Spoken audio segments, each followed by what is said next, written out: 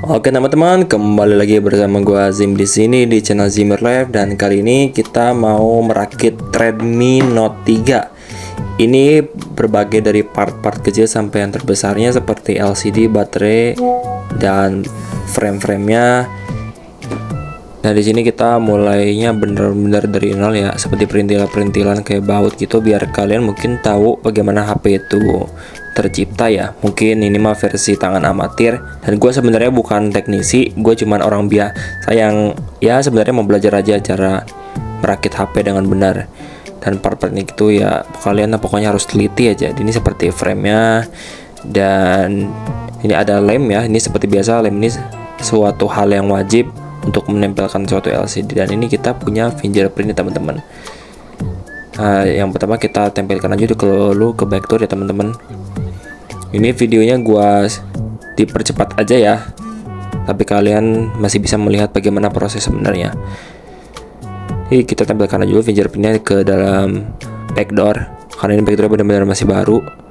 Karena ini setiap part-partnya ini bisa kalian temukan di Shopee, di toko Tokopedia, mungkin di toko-toko online yang lainnya kalian masih bisa menemukan. Nah, kayak gini frame-frame vitalnya sini untuk tempat LCD. Ini LCD utamanya kalian harus hati-hati ya teman-teman, karena LCD ini merupakan hal yang cukup vital.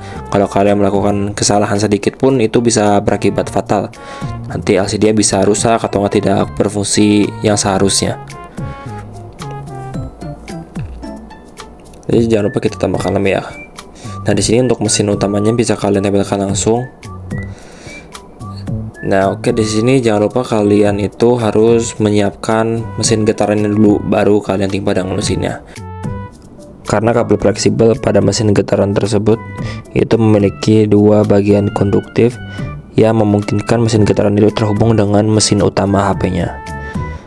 Nah setelah dikunci, kalian bisa langsung menaruh baut dan kencangkan, dan jangan lupa untuk menyambungkan touchscreen pada LCD seperti pada di video, dan jangan lupa untuk menyambungkan juga bagian-bagian yang utama seperti kamera sini sebagai penahan utama agar kamera belakang kalian itu tidak goyang-goyang.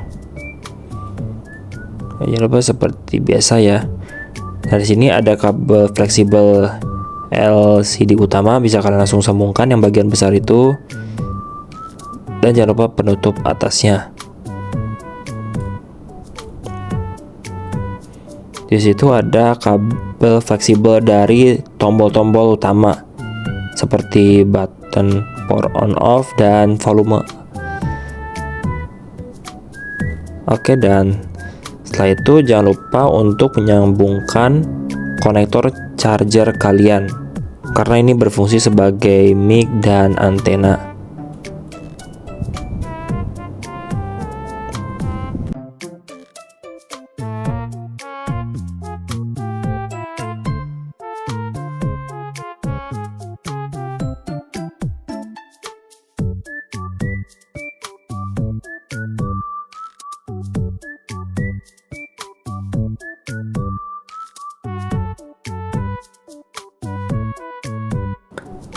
Oke, setelah sudah siap, jangan lupa ini adalah bagian utama ya, jangan sampai terlewat bagaimana HP kalian itu bisa nyala kalau tanpa baterai.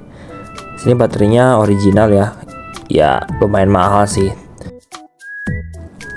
tapi demi menjaga kualitas saya pun tidak merasa masalah mengeluarkan uang 100 ribuan agar tidak terjadi hal yang tidak diinginkan pada HP ini.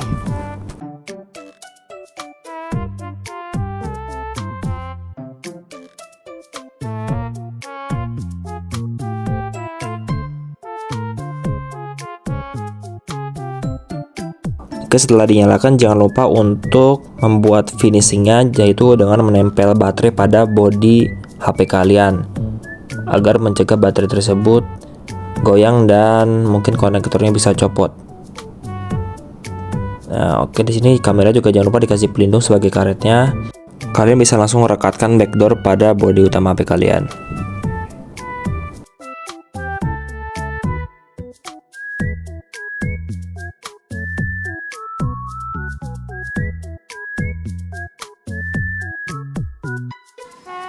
Oke, sip. Jadi di sini adalah tampilan HP-nya. Di sini udah gua coba-coba download aplikasi-aplikasi seperti Instagram, yang mungkin GoTo sebagai pengganti YouTube tadinya, dan WhatsApp ya. Karena ini HP rencananya mau jadi HP cadangan gua. Kalau misalkan HP utama gua nih kenapa gua masih ada cadangan. Di sini untuk pengetesan kameranya, sayangnya di sini mungkin terjadi masalah sama kamera utama belakangnya ataupun yang depannya, karena di sini terlihat sangat-sangat buruk kualitasnya.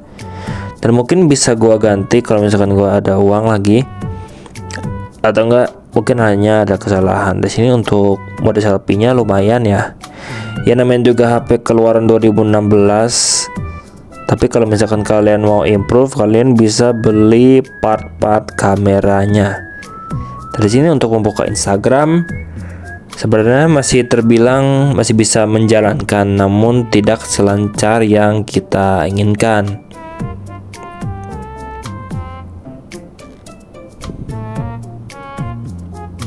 Dan bisa lihat di sini ketika kita nge-scroll itu tidak selancar HP-HP yang sebenarnya sudah standar HP zaman sekarang. Tapi ini udah ya nge-lag sih, tapi masih bisa dijalankan, nggak sampai nge-crash. Ini masih Instagram yang asli, belum Instagram yang lain.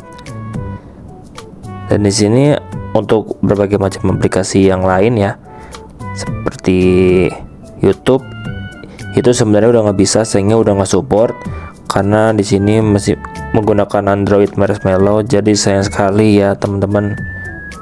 Mungkin kalau YouTube kalian bisa mencari aplikasi pengganti YouTube, mungkin seperti GoTo, atau kalau misalkan ada kalian itu punya rekomendasi aplikasi lain YouTube, kalian bisa tulis komen di bawah. Ya mungkin kalian bisa menonton dari Chrome sih. Sedikit ribet tapi masih bisa. Karena Android Marshmallow itu setahu gue keluaran 2017 atau 2016, nggak tahu, gue lupa sih. Ini gue mau ngetes musik dari NCS ya biar nggak kena copyright.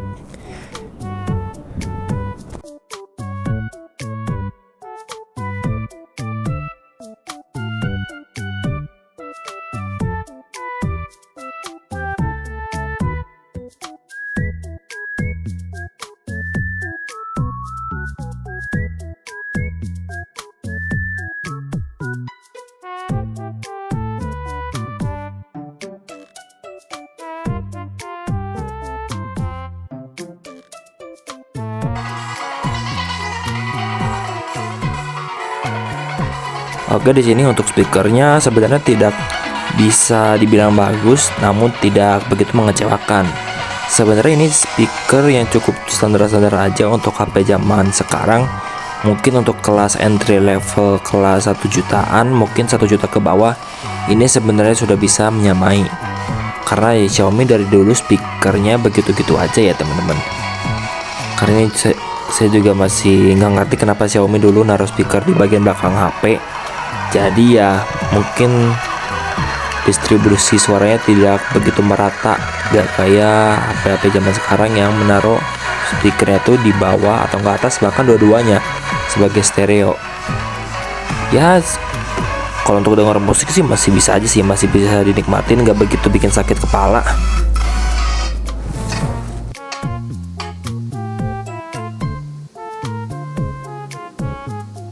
Nah di sini gua memutuskan untuk mendownload TikTok versi Lite-nya karena di sini gua nggak berani untuk mendownload TikTok versi aslinya.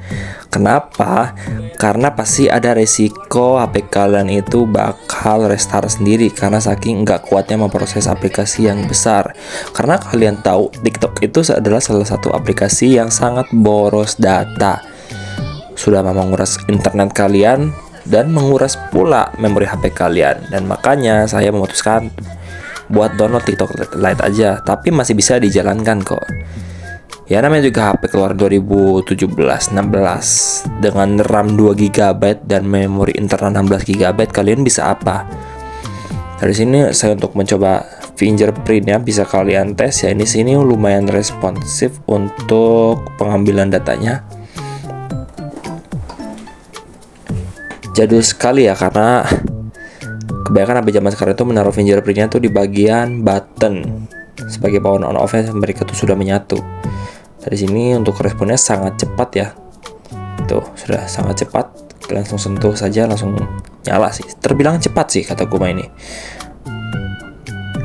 Mungkin karena mesinnya masih terbilang baru, jadi mungkin prosesornya masih bisa kuat menangkap sinyal. Di sini untuk pola kalian bebas ya. Sini kalian masih bisa buka WhatsApp sebetulnya. Tapi kalian itu harus download WhatsApp dari web WA-nya langsung. Kalian nggak bisa download langsung dari Google Play Store ya, karena pasti nggak bakal ada.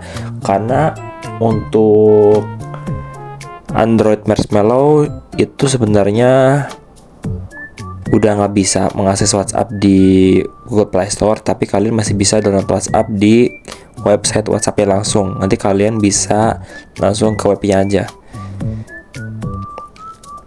Jadi sih main kan ya sebagai HP packingan. Dari sini bisa lihat versi Androidnya Marshmallow ya, karena ada yang versi Lollipop, ada yang Marshmallow. Sangat-sangat autentik ya. Ini mengingatkan gua pada HP lama gua sih. Ya kangen aja gitu. Ini sebenarnya HP-nya masih bisa kalian custom ROM kalau kalian ngerti caranya. So, jadi itu adalah proses pembuatan HP hingga jadi seperti ini. Dan kalau kalian suka, kalian bisa klik komen di bawah dan like, bahkan subscribe. Oke?